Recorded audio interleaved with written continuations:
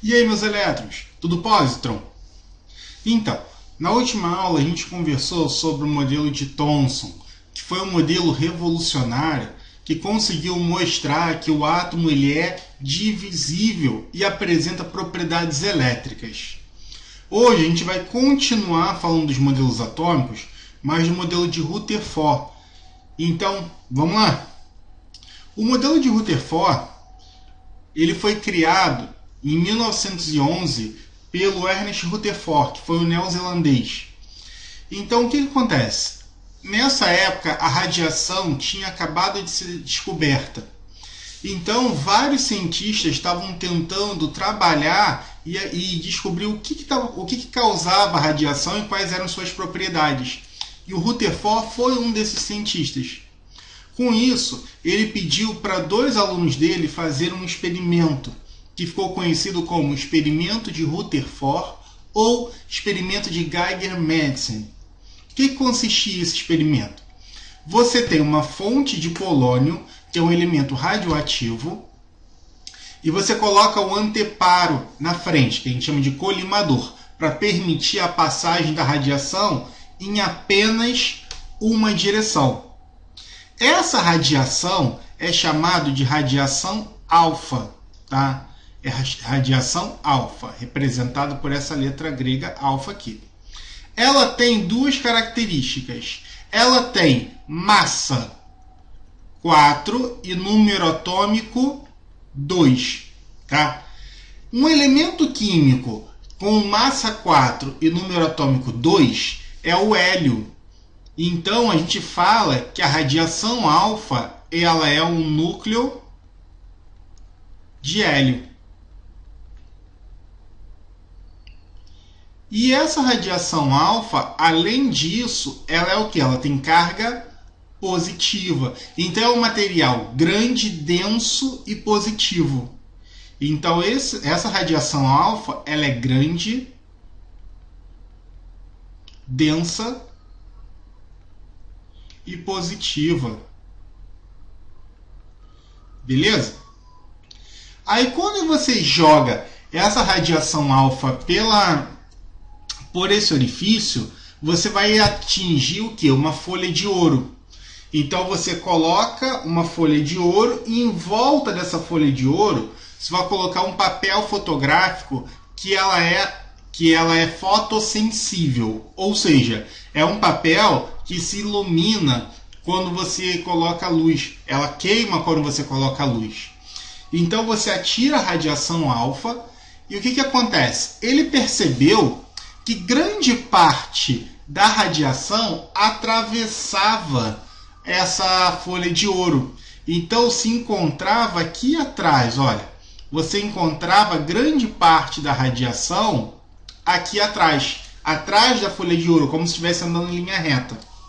Só que algumas poucas partículas, elas eram desviadas, ou seja, você encontrava aqui, ó, desvios da linearidade. Então, ela não ficava uma trajetória linear, ela mudava a sua trajetória. Aí ele pensou, rapaz, o que está acontecendo ali? Qual o problema? Então ele pensou, bom, eu estou colocando uma partícula alfa, que é uma bolinha grande, pesada e positiva. Para alguma coisa desviar essa partícula alfa, essa radiação alfa, também tem que ser algo denso, tem que ser algo pesado e positivo. Por que, Eric? Porque a gente sabe que cargas iguais se repelem. Então, o átomo de Rutherford, ele agora está levando em conta que dentro dessa partícula de ouro tem que ter alguma coisa muito pequenininha. Por que pequena? Porque grande parte da radiação atravessa em linha reta. Pequena, só que muito densa e positiva, a fim de conseguir mudar a trajetória da radiação alfa. Então ele teve uma sacada que o átomo ele tem uma parte muito pequena central, chamada núcleo, e em volta ficariam os elétrons. Beleza? Então, algumas partículas ficavam totalmente bloqueadas, ou seja, desviavam o seu caminho, mas a maioria ultrapassava essa folhinha de ouro. Então, o que acontece? Ele falou o seguinte: existe uma força de repulsão dessas partículas. Então, o átomo deve possuir uma área central, que ele chamou de núcleo, que é positivo e extremamente pequeno. Só que, apesar de ser muito pequeno, você tem o quê? Um material extremamente denso. Então, o núcleo é positivo, pequeno e denso. E em volta desse núcleo se encontram os elétrons. E esses elétrons, essa eletrosfera, seria cerca de 10.000 vezes maior do que o átomo, do que o núcleo. Então essa eletrosfera seria o quê? 10.000 vezes maior do que o núcleo. Para vocês terem uma noção, é como se eu colocasse uma bolinha de ping-pong no centro do Maracanã. O Maracanã inteiro seria a eletrosfera e a bolinha seria o núcleo. A esse modelo ficou conhecido como modelo do sistema planetário. Beleza? Por que planetário, Eric? Porque você teria o núcleo central positivo e os elétrons girando em volta desse núcleo. Tranquilo?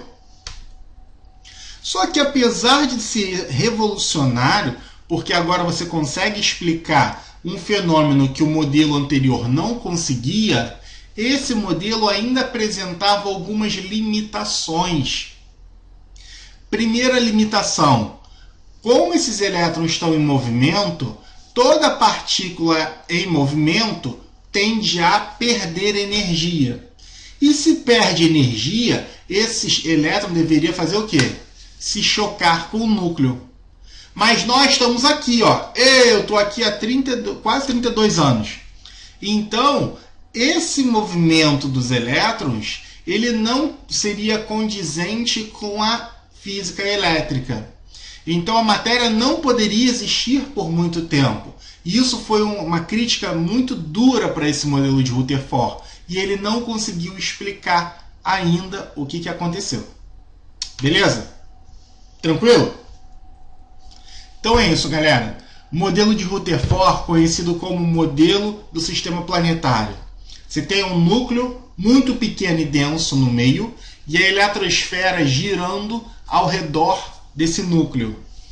E isso foi provado a partir do experimento de Rutherford, onde você bombardeia uma folha de ouro com partículas alfa. Beleza? Muito obrigado. Até a próxima. Beijos no elétron.